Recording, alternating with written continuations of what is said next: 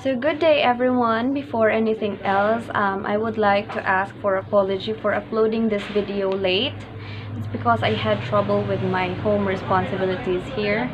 However, I tried my best to make this video para ma-upload siya as early as possible because this is one of your references.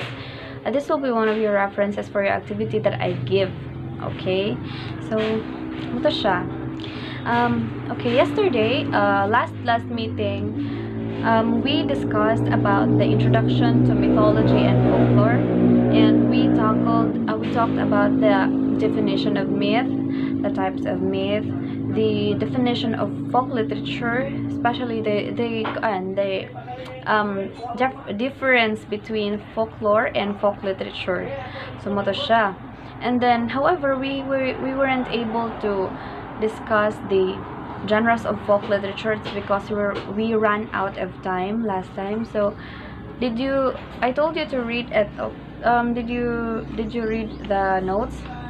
I hope you read them because usa po to sa inyuhang kuan, usa to sa makahatag og ideas ninyo to come up with ideas para sa inyong activity. Okay, so having learned the introduction to mythology and folklore, I will ask you one question. So I hope you will answer this in your mind. What do you think is the foundation of folk literature? Sige. So, diba, when we talk about foundation, we could visualize a lot of things in our minds, diba? Because there are a lot of foundations actually that a concept can be anchored to.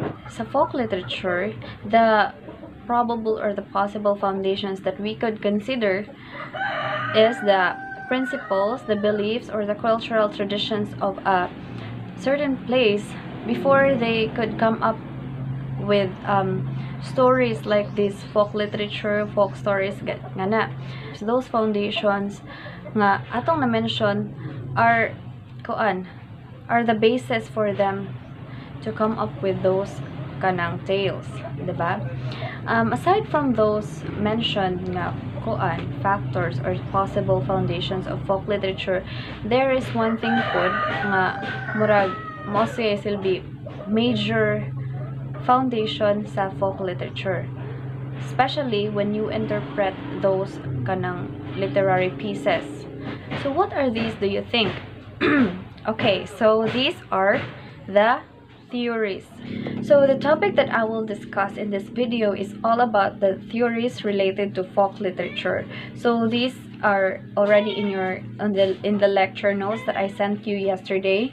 Okay, so theories related to folk literature is divided into two classifications. We have here ancient theories and the modern theories. So let's talk about first the ancient theories. So first we have rationalism. So according to this theory, myths represent an early form of logical thinking. They all have a logical base. So in Western philosophy, rationalism is the view that regards reason as the chief source of knowledge. So when we think of reason and logical thinking, they are somehow intertwined, diba? Because you can't be logical if you don't have valid reasons. If you don't, like you could reason out your ideas bitaw using logic. That's it. So they are somehow intertwined. So this theory explains that myths represent logical thinking of what happened in the past. So if you will try to read a mythology about something or about the creation, you would visualize in your mind, diba, what happened. So if according to this theory, rationalists believe that before these myths or before this story came up, there were a lot of critical observation, critical examination about the things that have happened before the people could come up with these kind of stories or kanang mga mythology stories, diba? So that is what the rationalism theory explains. Okay, so moving on with etymological theory. this theory states that all myths derive from and can be traced back to certain words in the language. So this theory is somehow has a little connection lang po with linguistics, especially with morphology, because morphology is the study of meaning, right? So this theory explains that all myths can be derived and traced back to certain words in the language. So if you would like to know where this certain myth came from, you have to study the words in it. You have to study especially the language used. You have to determine which country does this language is used. So you could eventually figure out that this story is from Greece, I mean.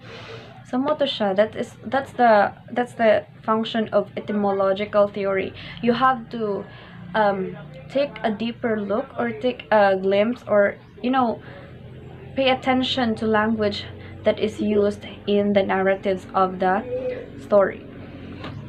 So the next theory is the allegorical theory. So this explains that all myths contain hidden meanings which the narrative deliberately conceals or encodes.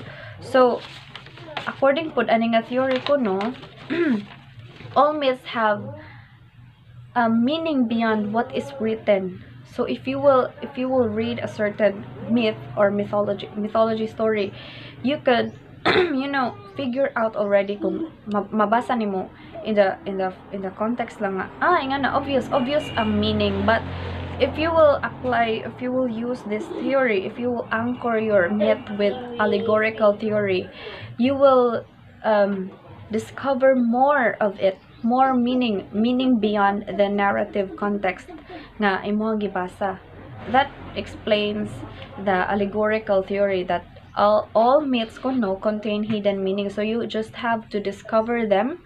You should not just take a look at the mere unsay iyang pasabot jud, or unsay iyang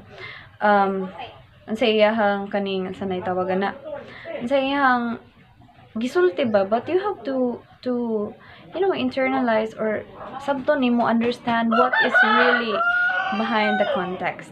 So mo na siya sa allegorical theory. Next is the euhemerism theory.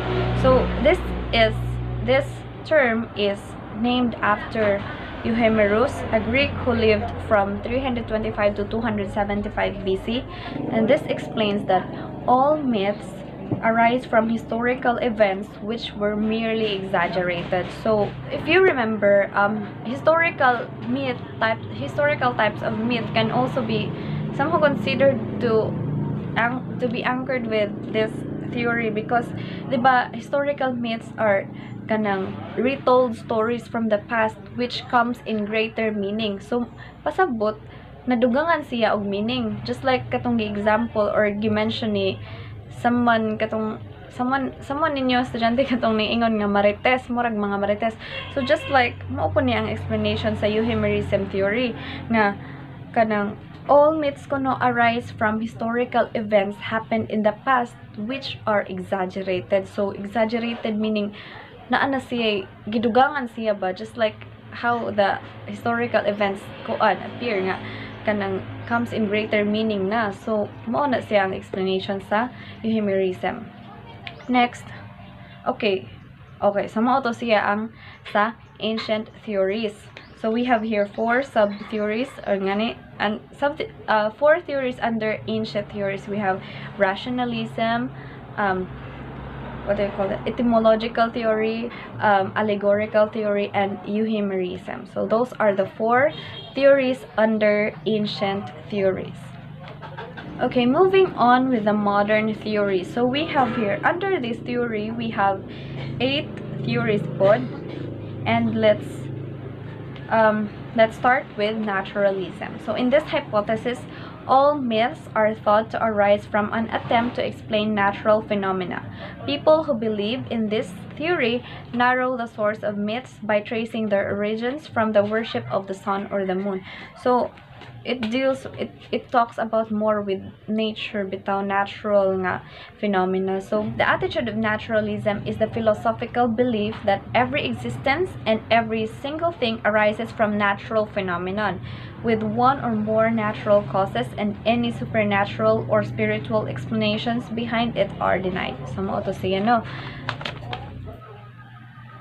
So the next one is ritualism. So according to this theory, all myths are invented to accompany and explain religious rituals. They describe the significant events which have resulted in a particular ceremony. So actually, the definitions of the theories in here are very understandable or comprehensible. So I think I don't have to explain more. So I will just read some of this. So the myth and ritual or myth ritualist theory maintains that myths and rituals operate together.